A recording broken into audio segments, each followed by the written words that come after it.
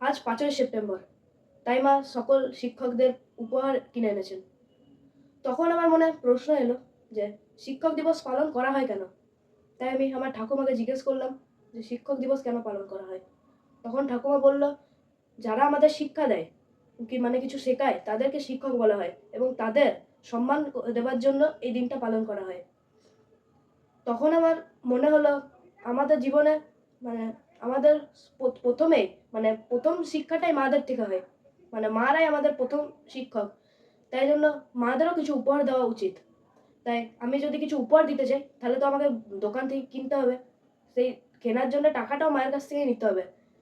কিন্তু আমার মা অনেক গান পছন্দ করেন। তাই জন্য মাকে উপহার দেওয়ার জন্য আজকে আমি একটা গান করছি।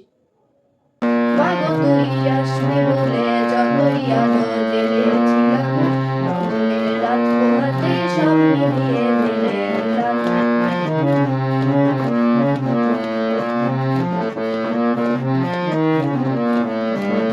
কৈলাসে মা ফিরলি রে তুই সকল বাধা ফেলে রেখে, মনে পড়লো কোথায় মা গো তোর ওই মুখ দেখে দেখে।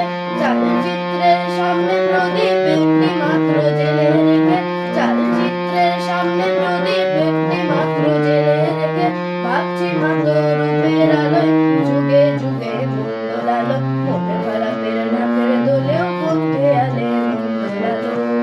মা গো তুই আসবি বলে যতই আলো জ্বেলেছিলাম, মনের রাত পোহাতে সব নিভিয়ে ফেলে দিলাম। আজকে এইটুকুই গান করলাম মায়ের জন্য। যদি ভালো লাগে তাহলে লাইক, কমেন্ট, শেয়ার করবেন।